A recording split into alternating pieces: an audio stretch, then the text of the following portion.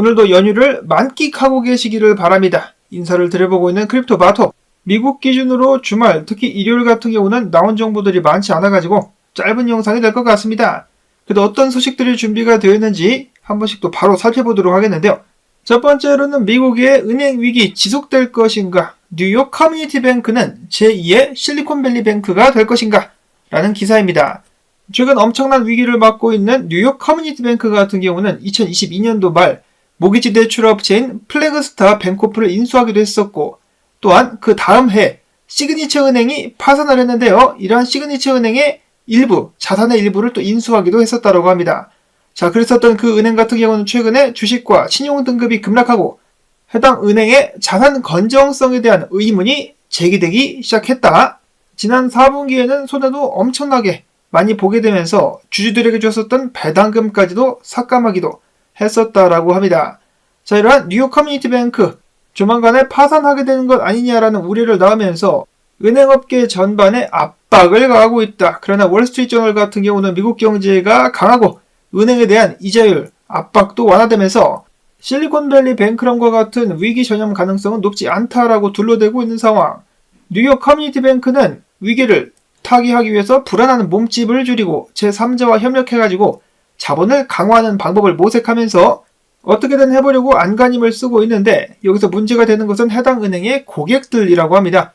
만약에 고객들이 해당 은행을 더 이상 믿지 못해가지고 돈을 인출하게 되면 제2의 실리콘밸리 뱅크가 될 수 있을 것이다 라고 하네요. 그러면 또 연준이라든지 미국의 대형 상업은행들이 나서가지고 구제에 나서게 되지 않겠느냐. 자, 미국의 은행 위기는 아직도 진행 중이라는 평가들이 많이 있습니다. 독도 많은 은행들이 흔들리고 나가리가 되게 되면 될수록 연준의 개입이 불가피하기 때문에 그 과정 속에서 비트코인이 반사이익을 크게 볼 것이라는 기대감이 계속해서 생기고 있습니다. 특히 3월달이 위기가 될 것이다 라는 의견들이 많이 있는데요. 앞으로 얼마나 더 많은 미국 은행들이 흔들리게 될 것인지 계속해서 상황을 지켜봐야만 되겠습니다. 자, 다음으로는 국내 암호화폐 투자자 2,000명을 대상으로 설문조사를 했습니다. 이번 주 장이 어떨 것 같으냐? 응답자의 46.5%는 이번 주 횡보를 치지 않겠느냐, 상승 또는 급등을 하지 않겠느냐라고 예상을 한 응답자들의 숫자는 38.6%로 저번 주보다 늘었습니다.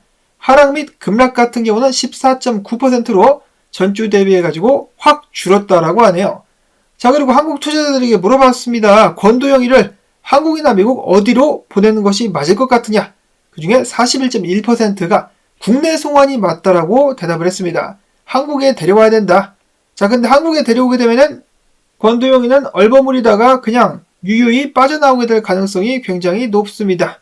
이런 부분들을 알고 계시는지 모르겠지만은 응답하신 분들. 자, 아무튼지 간에 미국 송환을 원하는 응답자는 36.1%, 권도영의 송환보다 피해자 배상이 먼저라고 답한 응답자는 22.8%를 기록하기도 했었습니다. 자, 피해자 배상이 좀 가능하면 좋겠는데 워낙 세계적으로 사기를 쳐버려가지고 피해자들에게 어떤 식으로 보상이 가능할 것인가, 보상을 받는다 할지라도 그 액수가 크지는 않을 것 같아가지고 안타깝습니다.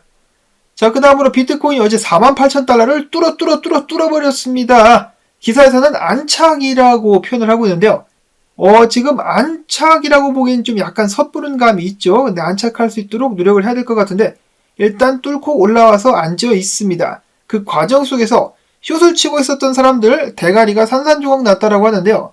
이렇게 강세가 뛰고 있을 때 숏을 친다라는 것 굉장히 위험 부담이 큽니다. 물론 지금 비트코인이 계속해서 상승만을 해왔었기 때문에 숏을 치고 싶은 마음 이해를 할 수 있겠지만 또 이런 심리를 세력들이 꿰뚫고 있는 것 아니겠느냐. 숏 포지션 8,400만 달러 청산, 그리고 어제 링크 같은 경우도 확 올랐는데요. 링크 숏 포지션 2,630만 달러, 이더리움 숏 포지션은 1,648만 달러가 터져 나가기도 했었습니다. 무시무시한 액수의 자금들이 공중분해가 되고 있는 상황 속에서 오늘 미국 기준으로 일요일인데 아직도 숏의 사람들이 많이 몰려있다라고 비잔틴 제너럴 분석가는 지적을 하기도 했었습니다. 오히려 숏을 안 쳐야 비트코인 가격이 조정을 받을 가능성이 있는데 이런 식으로 계속해서 연료를 제공하고 있다는 것이죠. 그러면 나중에 조정을 받는다 할지라도 이거 먼저 턴 다음에 조정을 주게 되지 않을까라는 생각을 해볼 수가 있겠습니다. 고래들 같은 경우는 지난 3주 동안 14만 개의 비트코인을 추매하기도 했었다라고 하는데요. 아직까지 지칠 줄 모르는 강세가 이어지고 있습니다.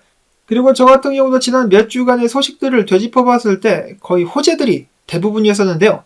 보통 호재들이 쏟아지게 되면은 어느 정도 조정을 의식하기도 마련인데 최근 분위기 같은 경우는 그런 것이 없습니다.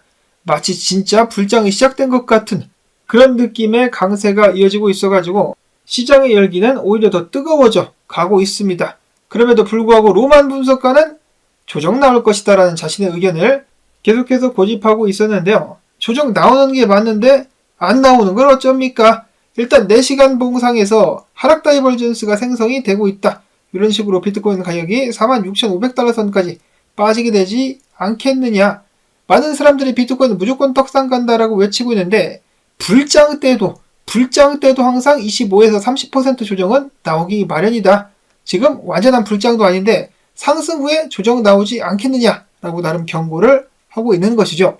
만약에 지금부터 30% 정도 조정을 받는다면 45,000달러까지도 열어놔야 된다라고 이야기를 하고 있는 것입니다. 자, 그러나 ETF 때문일까? 굉장히 많은 열기와 함께 비트코인 가격은 떨어질 줄을 모릅니다. 닥터 프라핏 분석가 최근에 9번 연속으로 맞췄다라고 굉장한 자신감과 함께 유료방을 광고하기도 하고 있었는데요. 이 사람 무료방도 있긴 합니다. 어찌됐든지 간에 굉장한 인기를 최근에 누리고 있다라고 하는데 그는 비트코인의 앞으로의 예측을 이렇게 했는데요. 일단 48,000달러까지 올라왔는데 지금 자리부터 바로 올라가거나 떨어지는 것이 아니라 한동안은 횡보, 와리가리를 계속해서 쳐주겠다. 지금 자리부터 46,000달러 선까지 해가지고 와리가리를 계속해서 쳐주다가 다시 한번 상승 5만 달러를 뚫고 올라가게 될 것이다. 그 이유는 바로 48,000대가 강력한 저항이기 때문이다라고 이야기를 했는데요. 길을 모아가지고 저항을 뚫고 상승은 이어지게 될 것이다. 자, 과연 그의 이러한 예측이 이번에도 맞아 떨어지게 될 것인가? 비트코인 사전에 하락이란 없는 것인가? 자, 한편 비트코인 주말 동안에 급등이 이어지고 있는 가운데 CME 갭이 발생을 했습니다. 대략적으로다가 47,500달러 구간에 CME 갭이 발생을 했기 때문에 스리슬쩍 떨어져가지고 이거를 빠르게 메꾸지 않겠느냐라는 예측이 나오기도 합니다.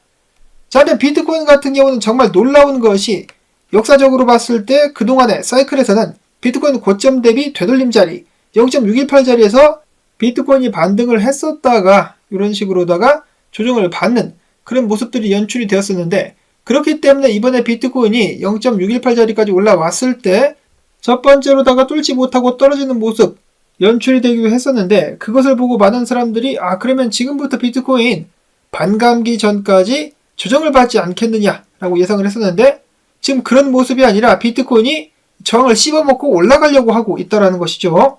이런 상황에 대해서 누냐 비즈니스 분석가는 이렇게 이야기를 하기도 했었는데 이는 제가 어제 잠깐 소개를 해드린 그런 부분과 이어지는 부분이기도 한데요.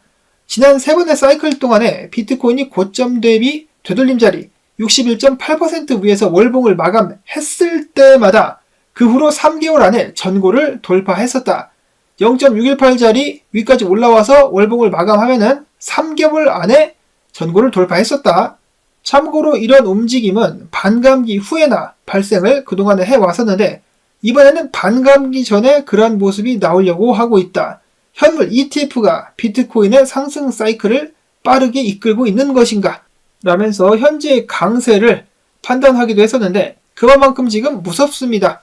과연 이것이 세력의 힘인 것인가? 금융기관들의 위력인 것인가? 라는 생각을 다시금 해보게 되는데요.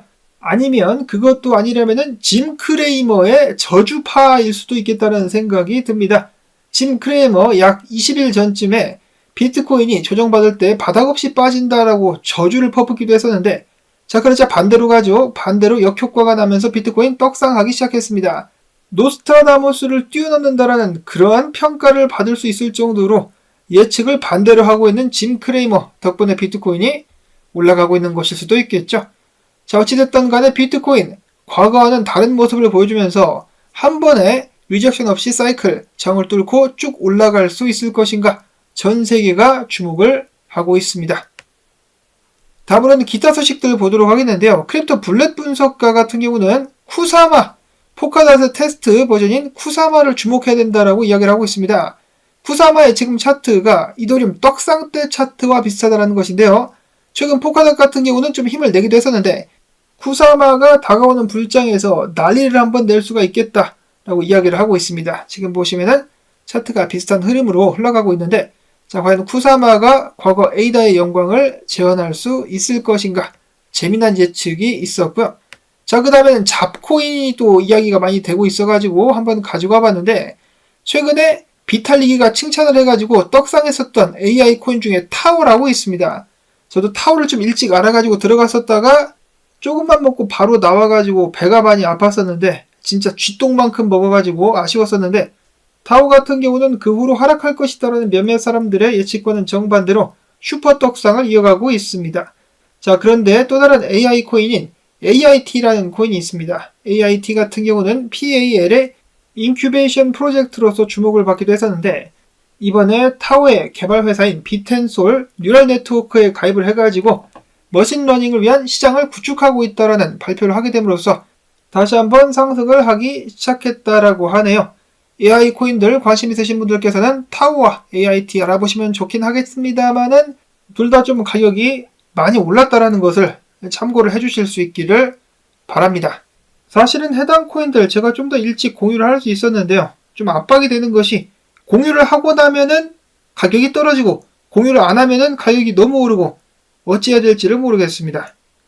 타오 같은 경우는 잡코인이라고 보기에는 지금 좀 대가리가 굵어진 상황이고, AIT는 아직 잡코인이라고 생각이 됩니다. AIT 같은 경우는 스테이킹 및 스테이킹한 사람들에게 회사의 수익금을 나눠주는 그런 프로그램이 진행 중이기도 합니다. 자, 이렇게 잡코인이라든지 작은 코인들을 투자할 때는 항상 모든 것을 다 날릴 수 있다는 위험을 인식하시면서 투자를 이어가실 수 있기를 바라는데, 그러한 잡코인들 중에서도 가장 악질이 김치코인이 아닌가라고 생각을 하지 않을 수가 없겠습니다. 최근에 연예인들 및 유명인들을 동원한 코인 사기가 또 한국에서 논란이 되고 있습니다. 유명 유튜버들 그리고 개그맨이라든지 뭐 이런저런 사람들이 엮여 있었다라고 하는데요. A업체라고 해가지고 코인을 발행한 회사 같은 경우는 이름이 가려져 있지만은 코인 이름은 위너즈 코인이라고 하네요. 위너즈 코인. 안타깝게도 이번에도 많은 사람들이 돌돌 말려 들어갔다라고 하니까요. 항상 김치코인들 조심하실 수 있기를 바란다는 말씀을 드림과 함께 저는 여기서 또 인사를 드리려고 합니다. 여러분들께 도움되셨다면 오늘도 마찬가지로 토마토 채널 계속해서 소식을 전해주면 좋겠다라는 의미에서 광고 재생 및 클릭 부탁을 꼭 드리며 저는 다음에 새로운 소식 가지고 인사를 드리도록 하겠습니다. 안녕히 계십시오.